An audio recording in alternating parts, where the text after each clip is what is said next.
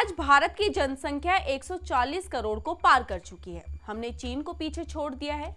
ये बातें गर्व करने वाली नहीं है, क्योंकि हमने कोई महान काम नहीं किया है। जनसंख्या बढ़ाकर हमने केवल और केवल अपने संसाधनों को कम कर लिया है। बावजूद इसके हमें देश में घुसपैठियों को भी जगह देनी है, अतिक्रमणकारियों को भी जगह देनी है, रोहिंग्याओं को भी जगह देनी है। क्यों भाई, क्यों हम आपको मुफ्त में हर चीज दे दें? क्यों आपको भारतीयों का राजनीतिक, आर्थिक और सामाजिक अधिकार छीनना है? आप पहले तो अवैध तरीके से देश में घुसते हैं और जब आपको देश से बाहर निकाला जाता है तब आप प्रदर्शन करने पे उतर आते हैं। अरे कौन सी जमीन आपकी है? जमीन है तो आप जमीन के दस्तावेज क्यों नहीं दिखाते? क्यों आप जमीन को हड़प कर इसे अपना बताते हैं? अगर जमीन आपकी है और आप भारत के सदस्य हैं तो अपनी नागरिकता के लिए आवेदन क्यों नहीं करते? आखिर कब तक आप देश की जमीनों को इसी तरह हड़पते रहेंगे? ये बातें हम हवाई नहीं बोल रहे, बल्कि पूरे आंकड़ों के साथ बोल रहे हैं कि कैसे सरकारी जमीन पर अवैध कब्जा करके देश के विकास को रोका जा रहा है। हर डिटेल पर हम बात करेंगे, लेकिन उससे पहले आयन भारत को सब्सक्राइब कर लीजिए। जी हाँ, नमस्कार, मैं मंजू रुधियाल और आप सभी का स्वागत है आयन भारत में। आज हम अतिक्रमणकारियों की बात इसलिए कर रहे हैं क्योंकि सुप्रीम कोर्ट ने हल्द्वानी के बनभूलपुरा में रेलवे की 29 एकड़ जमीन पर रह रहे लोगों को हटाने के मामले में रोक लगाने के फैसले को बरकरार रखा है। सुप्रीम कोर्ट ने उत्तराखंड सरकार को रेलवे ट्रैक के किनारे रह रहे लोगों के पुनर्वास की व्यवस्था करने के लिए 4 हफ्ते में स्कीम बनाकर अदालत को अवगत कराने के लिए कहा है और अब इस मामले की अगली सुनवाई 11 सितंबर को होगी। हालांकि इससे पहले सुप्रीम कोर्ट ने कई कड़ी टिप्पणियां की। जस्टिस सूर्यकांत की अगुवाई वाली 3 जजों की बेंच ने कहा कि सबसे बड़ी बात यह है कि जो वहां रह रहे हैं वो इंसान हैं और वो दशकों से रह रहे हैं। अदालतें निर्दयी नहीं हो सकती। अदालतों को भी संतुलन बनाए रखने की जरूरत है और राज्य को भी कुछ करने की जरूरत है। रेलवे ने अब तक कोई कार्रवाई नहीं की है। अगर आप लोगों की देखभाल करना चाहते हैं तो नोटिस जारी करें। जनहित याचिका के सहारे क्यों इसका इस्तेमाल नहीं किया जा सकता? साथ ही सुप्रीम कोर्ट ने उत्तराखंड के चीफ सेक्रेटरी से कहा है कि हल्द्वानी स्थित रेलवे की जमीन पर कथित अतिक्रमण करने वाले 50,000 लोगों के पुनर्वास को लेकर वह केंद्र और रेलवे अधिकारी से मीटिंग करे। जितने भी लोग वहां रह रहे हैं उनका पुनर्वास होना चाहिए। ये थी सुप्रीम कोर्ट की सख्त टिप्पणी। पर इस पर सरकार और रेलवे का क्या कहना है, उनकी भी बात सुन लेते हैं। दरअसल सरकार वहां वंदे भारत चलाना चाहती है। इसको लेकर प्लेटफॉर्म को बड़ा करने की जरूरत है, जबकि रेलवे ने कहा है कि सिर्फ उत्तराखंड में रेलवे की 4,365 हेक्टेयर भूमि पर लोगों का अवैध कब्जा है, जबकि यूपी बिहार में 25,648 हेक्टेयर भूमि पर अवैध कब्जा है। भविष्य की परियोजनाओं को देखते हुए अतिक्रमण या गैर कानूनी कब्जा हटाने की सख्त जरूरत है। रेलवे प्रशासन को हल्द्वानी में जमीन की खासी जरूरत है, क्योंकि जमीन के अभाव में रेलवे की योजनाएं धरातल पर नहीं उतर पा रही है। रेलवे न केवल हल्द्वानी से वंदे भारत ट्रेन चलाना चाहता है, बल्कि उसका प्रयास है कि लाल कुआं से चलने वाली अधिकतर पैसेंजर ट्रेनें हल्द्वानी से संचालित हो। रेलवे की नजर भविष्य में ग्वालापार के ग्रेटर ग्वालापार के रूप में विकसित होने पर भी है। अधिकारियों को उम्मीद है कि ग्वालापार में आधारभूत सुविधाएं जुटाने के बाद उसे हल्द्वानी स्टेशन से कहीं अधिक यात्री मिलेंगे। यही नहीं, रेल विभाग हल्द्वानी स्टेशन का विस्तार उत्तराखंड के सुंदर और सुविधाजनक स्टेशन के रूप में भी करना चाहता है।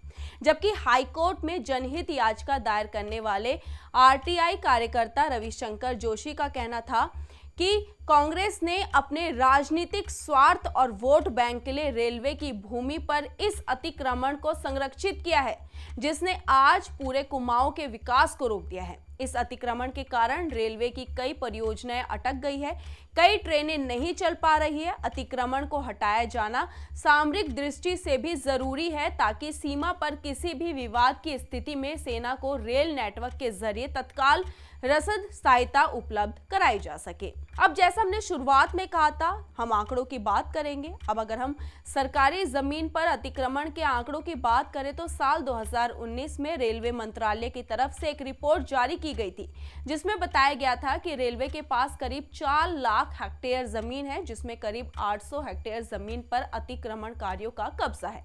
साथ ही केंद्र सरकार ने भी लोकसभा में अतिक्रमण आंकड़ों को पेश किया था, जिसके मुताबिक देश में 32,77,591 एकड़ फॉरेस्ट लैंड पर अतिक्रमण हो चुका है। साथ ही डिफेंस की 9,375 एकड़ जमीनों पर अवैध कब्जा है और रेलवे की 2012 एकड़ जमीनों पर अतिक्रमण स्थापित हो चुका है। इसके साथ ही बहुत सी जमीन अतिक्रमण से मुक्त भी हुई है, जिसमें पुराने अतिक्रमणों पर राज्य सरकार और पुलिस की सहायता से अतिक्रमणकारियों को हटाया जाता है।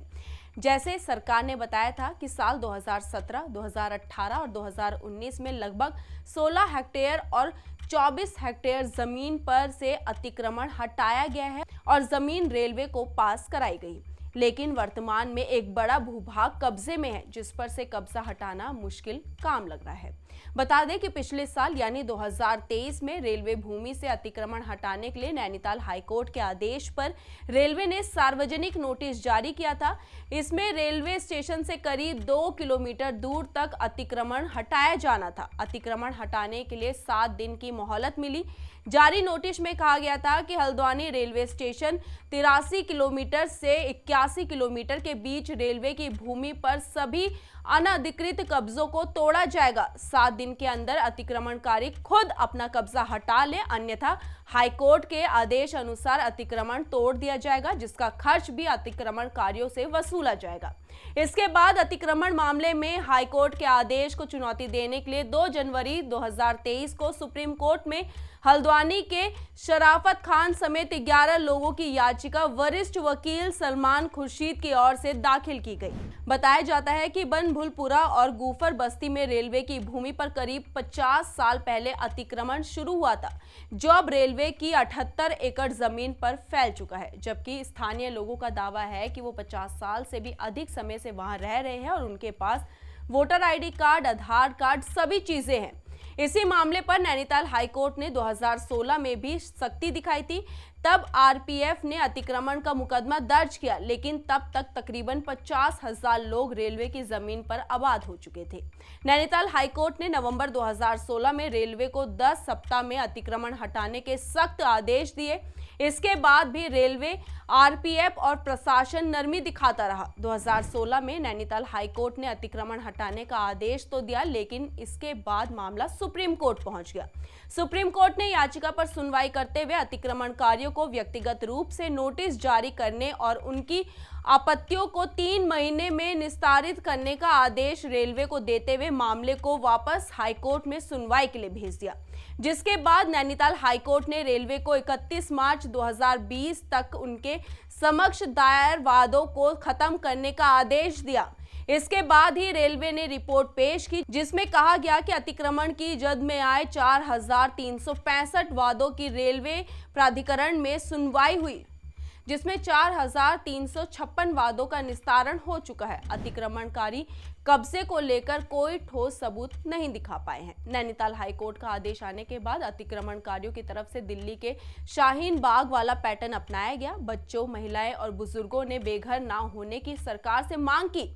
महिलाएं ठंड के मौसम में बच्चों के साथ धरने पर बैठी रही और कार्रवाई को गलत बताती रही, और आज ये मामला यहां तक पहुंच चुका है कि उनके पक्ष में सुनवाई हुई है और सुप्रीम कोर्ट ने उन्हें बेदखल करने के फैसले पर रोक लगा दी है। यानी कि अभी रेलवे पहले उनका पुनर्वास की व्यवस्था करेगा और उसके बाद कोई एक्शन लिया जाएगा।